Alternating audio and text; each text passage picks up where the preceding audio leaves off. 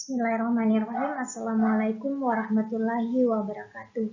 Baik, perkenalkan nama saya Sakia Jamaluddin dengan NIM S1A121098. Di sini saya akan menjelaskan tentang pemeliharaan dan peningkatan jalan. Ada beberapa poin-poin yang saya jelaskan di sini. Yang pertama, pengertian pemeliharaan jalan. Kedua, jenis pemeliharaan jalan. Dan ketiga, manajemen pemeliharaan jalan. Oke, kita masuk pada poin pertama, pengertian pemeliharaan jalan. Pemeliharaan jalan atau kegiatan penanganan jalan berupa pencegahan, perawatan, dan perbaikan yang diperlukan untuk mempertahankan kondisi jalan agar tetap berfungsi secara optimal melayani lalu lintas sehingga umur rencana yang ditetapkan dapat tercapai. Dalam dunia industri maupun perusahaan yang memiliki peralatan diharapkan mempunyai usia produksi yang lama dengan produktivitas masih tinggi untuk menjaga sarana atau alat dalam usia yang cukup lama, tapi masih mempunyai produk yang cukup tinggi. Perlu adanya pemeliharaan yang baik.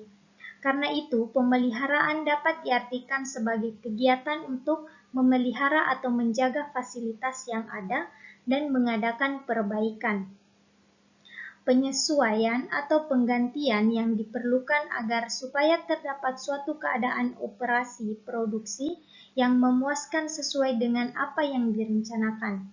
Melalui pemeliharaan fasilitas seperti mesin-mesin, pabrik, fisik bangunan, dan sarana lain, diharapkan suatu operasi dapat bekerja secara efisien dengan menekan atau mengurangi kemacetan, kesalahan, dan kecelakaan sekecil mungkin. Menurut Hantoro dan Sukardi pada tahun 1990, tujuan dilakukan pemeliharaan terbagi menjadi 3. Yang pertama, untuk membantu mengurangi pemakaian dan penyimpanan yang di luar jangkauan dan menjaga modal yang diinvestasikan selama waktu yang telah ditentukan. Kemudian yang kedua, dapat melayani kebutuhan individu atau masyarakat sesuai dengan kebutuhan rencana. Ketiga, menjaga ongkos pemeliharaan serendah mungkin dengan melakukan maintenance secara periodik. Kemudian, agar pekerja pemeliharaan dapat efisien, harus memperhatikan persyaratan sebagai berikut. Yang pertama, adanya data mengenai sarana atau alat seperti nomor jenis, usia tahun pembuatan, kondisi, dan lain-lain yang mempengaruhi fungsi alat tersebut. Kemudian kedua, adanya penjadwalan. Ketiga, adanya prosedur atau mekanisme. Keempat, tersedianya alat-alat. Dan kelima, ada catatan. Dalam kegiatan utama pemeliharaan jalan terbagi menjadi 6. Yang pertama, struktur perkerasan jalan. Kedua, bahu jalan. Ketiga, fasilitas pejalan kaki atau trotoar. Kemudian, fasilitas drainase jalan, perlengkapan jalan, dan struktur jalan. Oke, kita masuk pada poin kedua, jenis pemeliharaan jalan. Jenis pemeliharaan jalan terbagi menjadi 3. Yang pertama, pemeliharaan rutin. Pemeliharaan rutin adalah pemeliharaan yang dilakukan sepanjang tahun dan sifatnya sebagai proteksi sepanjang tahun dan sifatnya sebagai proteksi terhadap kerusakan yang lebih parah. Adapun jenis kegiatan pemeliharaan rutin adalah sebagai berikut. Yang pertama, lapis permukaan, misalnya pelebaran aspal atau penambalan lubang dan lain-lain. Kemudian yang kedua, bahu jalan, antara lain pengisian material bahu jalan yang terpengaruh dan pemotongan rumput. Kemudian yang ketiga, drainase jalan, seperti pembersihan saluran agar drainase jalan tetap berfungsi saat musim hujan. Kemudian yang kedua, pemeliharaan berkala. Pemeliharaan berkala adalah pemeliharaan yang dilakukan pada waktu-waktu tertentu. Penanganan ini dilakukan pada waktu-waktu tertentu. Penanganan ini dilakukan pada kondisi lapis permukaan jalan, yang dilakukan pada kondisi lapis permukaan jalan yang sudah menurun kualitas berkendaraannya. Reading sudah menurun kualitas berkendaraannya, reading quality. Sedangkan dengan upaya pemeliharaan rutin tidak dapat mengembalikan kondisi jalan pada kondisi mantap. Oleh karena itu, secara berkala dilakukan pelapisan ulang lapis permukaan agar jalan kembali pada kondisi jalan yang mantap. Kemudian yang ketiga, rehabilitasi. Terbagi menjadi 3. Yang pertama, kegiatan tidak direncanakan atau direncanakan, kemudian dilakukan di luar rencana karena timbulnya kerusakan akibat hal-hal di luar dugaan, misalnya bencana luar. Kemudian yang ketiga, tidak dilakukan pemeliharaan rutin atau berkala dengan tujuan mengembalikan keadaan dapat berfungsinya jalan. Kemudian klasifikasi kondisi jalan dan penanganannya.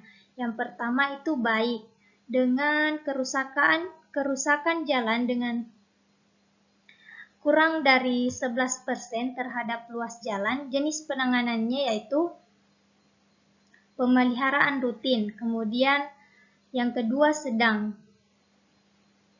11-16% terhadap luas jalan.